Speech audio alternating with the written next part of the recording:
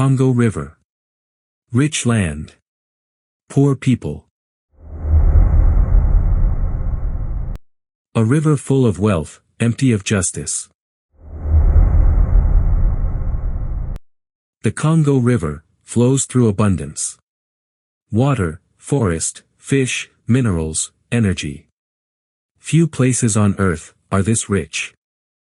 And yet, along its banks, millions of people live on less than $1 a day. Children grow up hungry. Families travel for days to buy salt or medicine. Villages remain cut off, not for years, but for generations. This is not a land without resources. This is a land where resources were taken away, fully for centuries. The Congo River Basin is one of the greatest contradictions on earth. It's a symbol of neocolonialism. A river born rich. The Congo River begins quietly.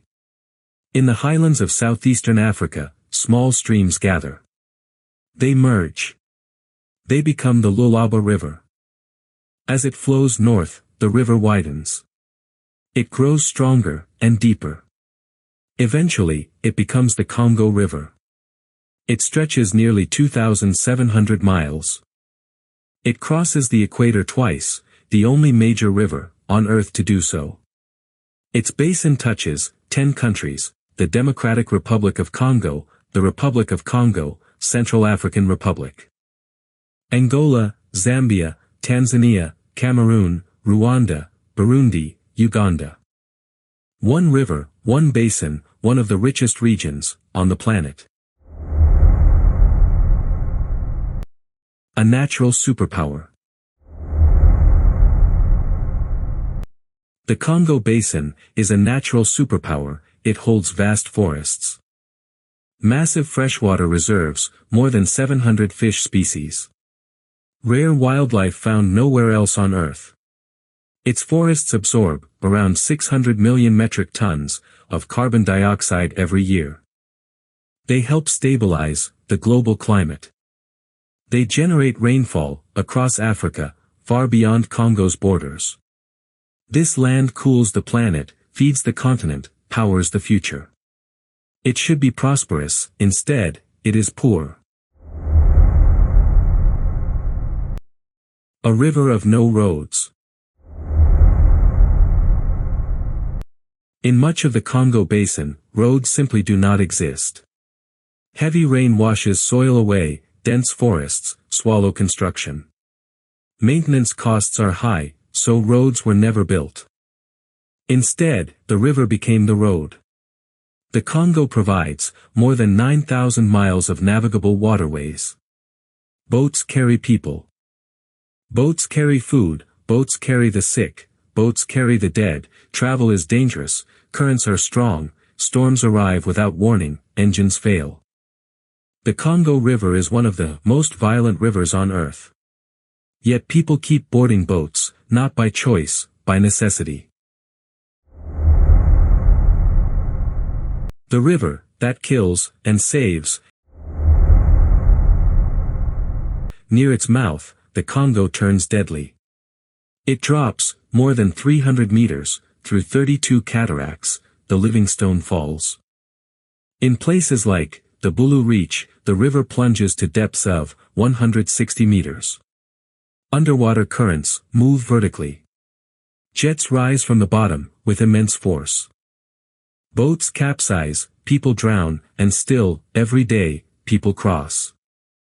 Because markets are on the other side, hospitals are downstream.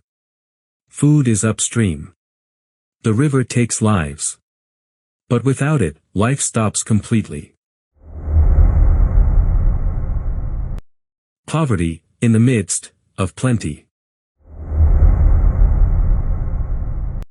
The Congo Basin is rich, its people are not. Farmers grow crops that feed the world, yet earn less than 7% of the final price. Mining profits leave the region, processing happens abroad. Debt remains behind. Electricity flows from Congo's rivers, but not into Congo's homes.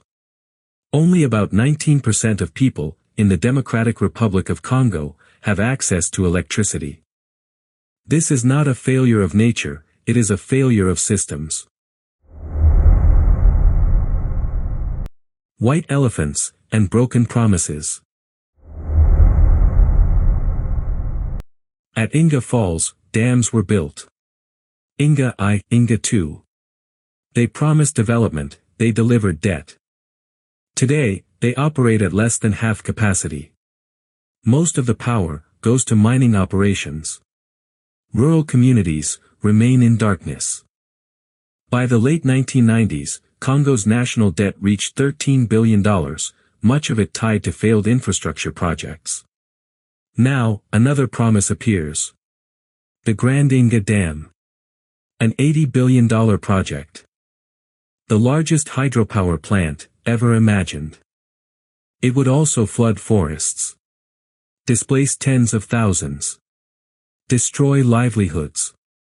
Once again, the people would pay the price. A safety net, under strain. For centuries, fishing protected the poor. When crops failed, the river fed families. The Congo hosts over 700 fish species, most found nowhere else.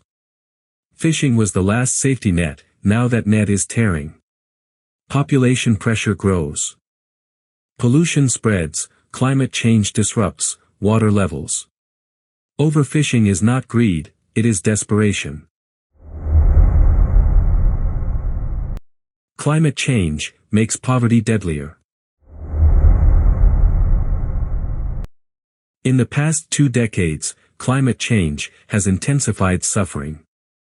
Dry seasons last longer, rains arrive late, or not at all.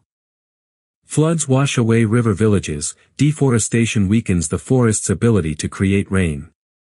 If forest loss reaches 30%, rainfall could fall by 40%. Current projections show 27% loss by 2050. For millions, hardship is turning into disaster. Poison, in the water. Near major cities like Kinshasa, the river becomes toxic.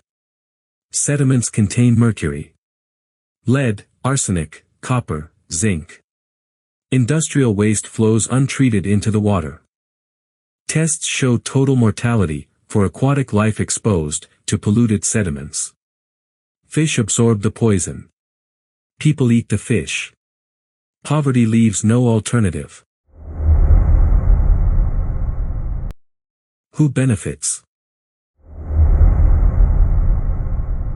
The Congo Basin is exploited by unequal global trade, by extractive mining, by corrupt governance, by failed megaprojects, by powerful external interests. Value flows outward. Pollution, debt, and hunger remain. The core truth. Western corporations take the largest share. Most major mines are owned or controlled by companies based in the United States, Canada, the United Kingdom, France, Australia. They own the licenses, they control technology, they set global prices. Raw minerals are exported, real profit is made after export, not inside Congo. Producing countries receive small royalties, minimal taxes, low-paid jobs. Many contracts were signed during colonial rule, under IMF and World Bank pressure, or by corrupt elites. Even the little meant for the people rarely reaches them. The river of the poor. The Congo River is not poor. Its people are made poor. They travel dangerous waters, because roads were never built for them. They survive on scraps, because value was taken from them. They suffer more now, because climate change punishes the vulnerable first. This river carries wealth to the world. But along its banks, people still wait. For justice. For infrastructure. For dignity. The Congo River flows on. The question is, whether the world will stop exploiting it, before its people lose, even the river itself.